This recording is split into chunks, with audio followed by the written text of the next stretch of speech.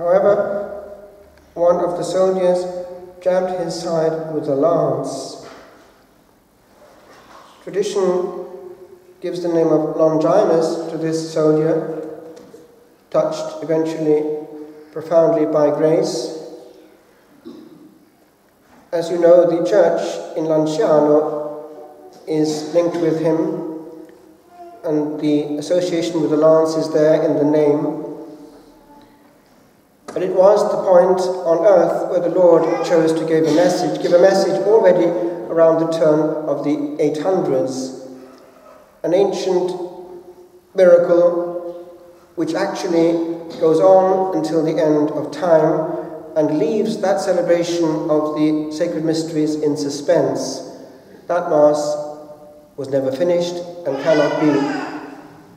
And so we have the Lord, as it were, in a state of victimhood, which is what we have when we have the monstrance and when we have the Lord before us.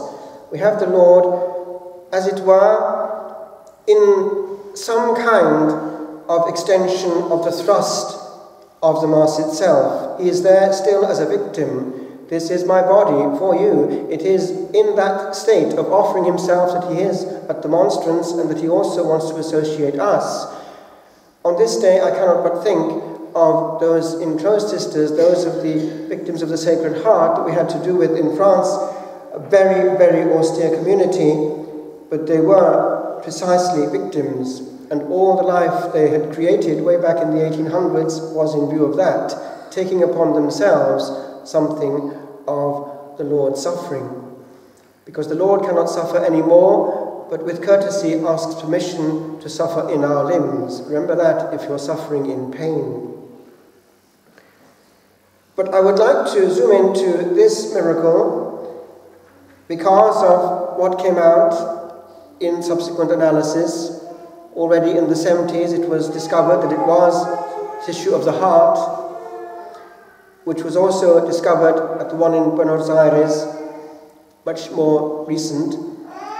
It was presented to the present Pope when he was just Cardinal there, which is interesting. And we do know that the present Pope does have an intimate relationship with the Lord Jesus. One sees it in actually in the way he celebrates. He's very sincere. But he also has this, which I would like to submit to you as a program.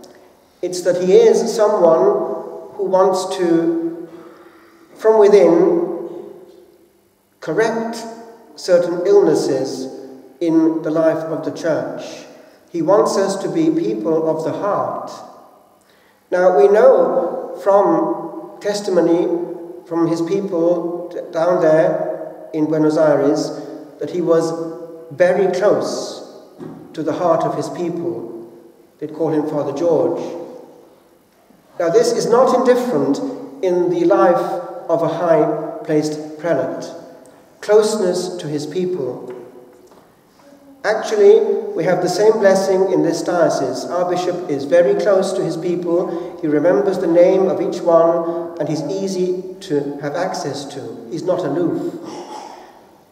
But that is something that we should have in every person linked with the ministry of souls in any way.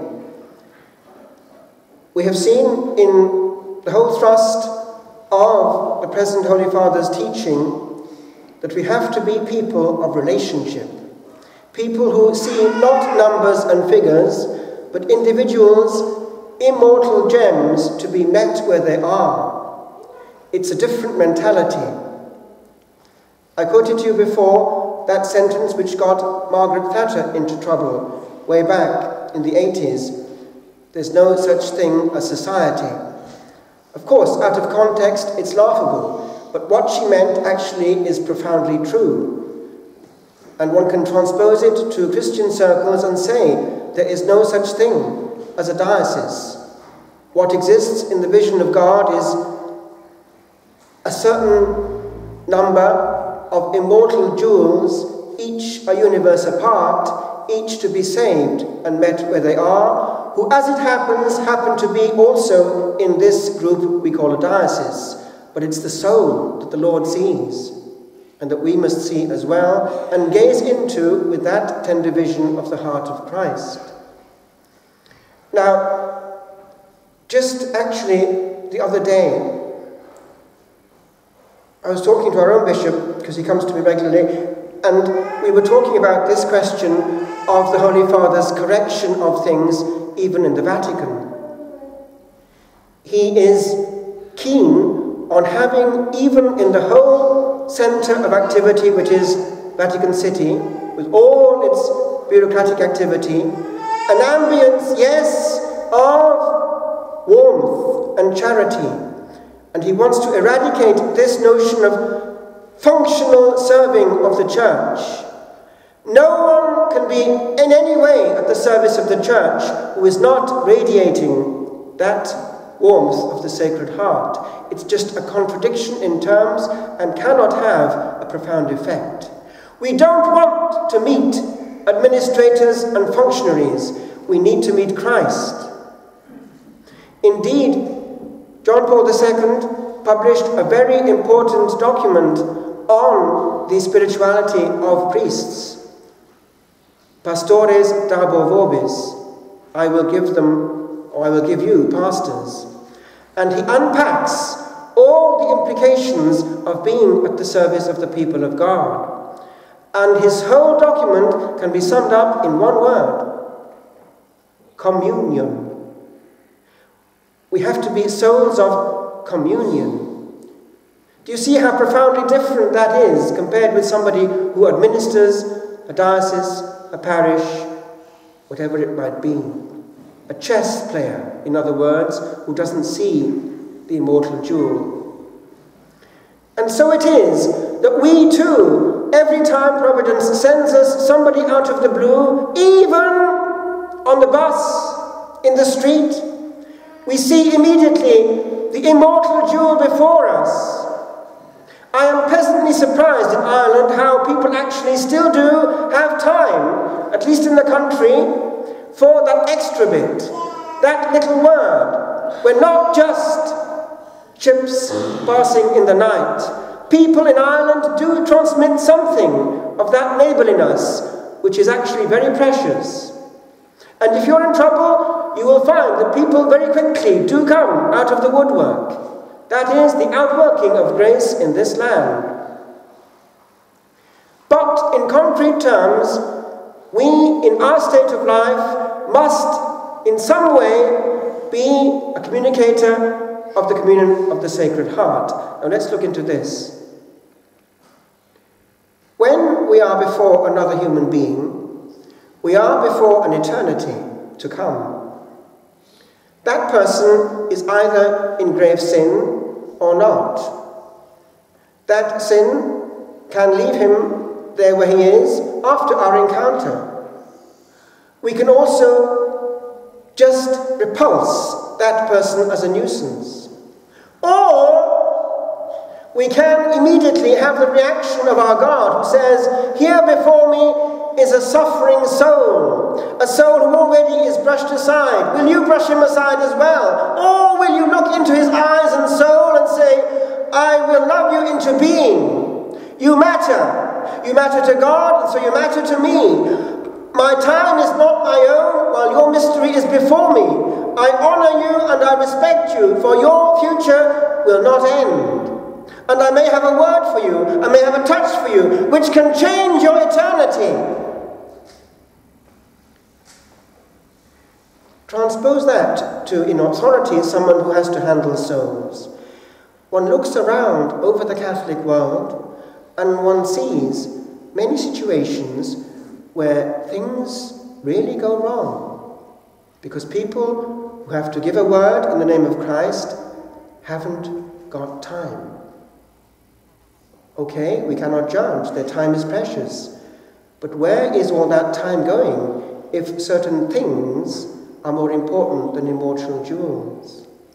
One is truly a priest not before a desk, but before a soul. One is truly a priest not in a board meeting, but behind the grill of the confessional. One is truly a priest not when one is going to the football match or the pub, but when one is before the tabernacle, bringing one's parish before the Lord. And from there will come what? A different ethos. What will come from there is what we have received. And one cannot give what one has not received. Otherwise, one is faking. This feast of the Sacred Heart is a feast of love. Any monastery, any place of prayer, any prayer group, or any Christian family actually, must be something of that. A place where love is melting out and felt. We cannot be serving Christ and hurting each other. It makes no sense in a monastery, it makes no sense in a liturgy, it makes no sense either in a family. We have to be peoples of relationship and of love. Therefore, look at length at any representation of the Sacred Heart, and what do you see? These are all over our houses in this land of ancient prayer. They've been there since they came into being. Very quickly it took off, the devotion to the Sacred Heart and the enthroning of that heart in the home, usually with a red light. They placed the house under a higher authority and a protection. One time, a friend of mine, Father John Mockler, was called to a house where things were going on, and he was trying to deliver it from whatever it was. The lady in question had been involved, obviously, with some spooky stuff, New Age or worse. He started to say certain prayers and to go around and bless. Immediately, the red lamp in front of the Sacred Heart started to flicker. Things happen where God is enthroned, and that enthronement does actually protect. But look at what is in that image. We know that that has come to the fore in recent times in the burning host of Venezuela, Los Teques. It's there, and it's seen on Daniel Sanford's video, which he caught. The host already transformed, but then burning before his camcorder. The flames are there, and one sees the Sacred Heart. One sees precisely that essential fontal love, which is gazing at us from the monstrance, and which wants our time and attention. It's the same engagement that we have as if we're human beings engaged in marriage and relationship on that level. It's the heart opening to another heart, a mind engaged with another mind, eyes encountering each other fearlessly, with all the risk that that means. And what happens? That cannot happen either on the divine or on the human level unless one thing is taking place. It's the encounter and surrender of the will. We cannot love unless we will the will that loves us.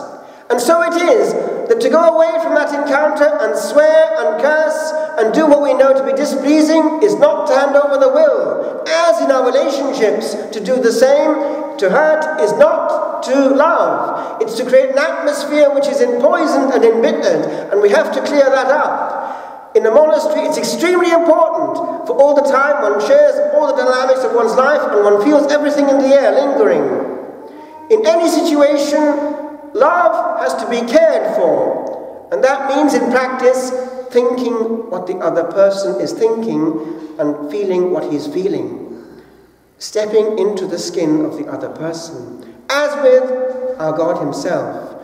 Lord, what wilt thou have me to do? I conclude, my friends, but if we believe in these things, then we cannot not be touched by them. Our attitude will be profoundly touched. We will not hurt each other. We will not hurt the Sacred Heart. Coherence and obedience. Why? Because we do not want to hurt the one who gazes at us from the monstrance, humbly begging our love.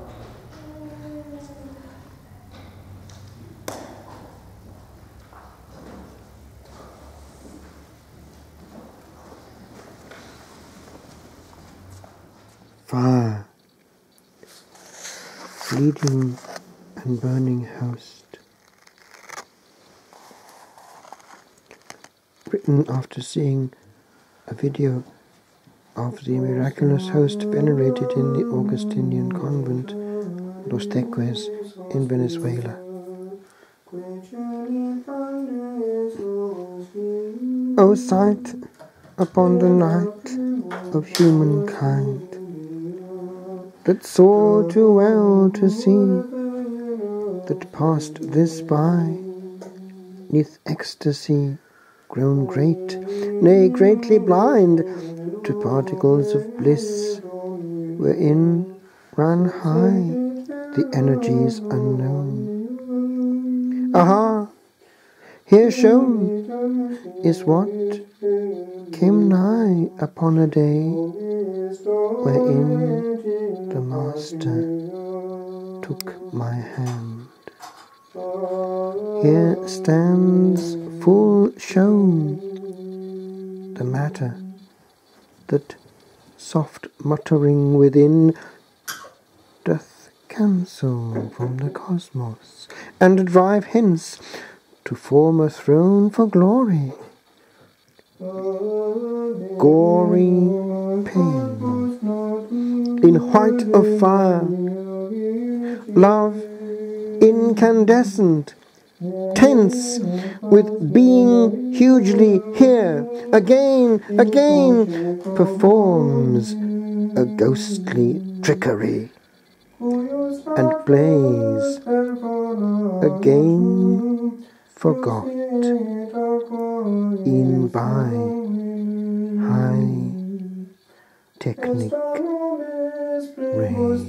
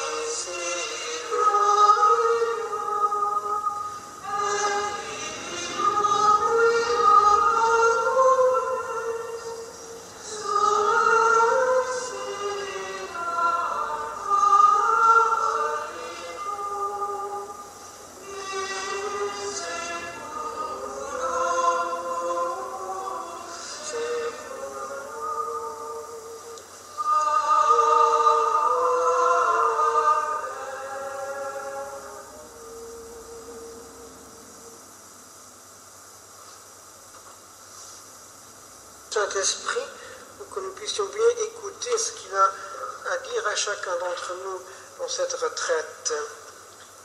Et commençons par lire un petit peu sa propre parole pour nous mettre devant ce que nous allons faire.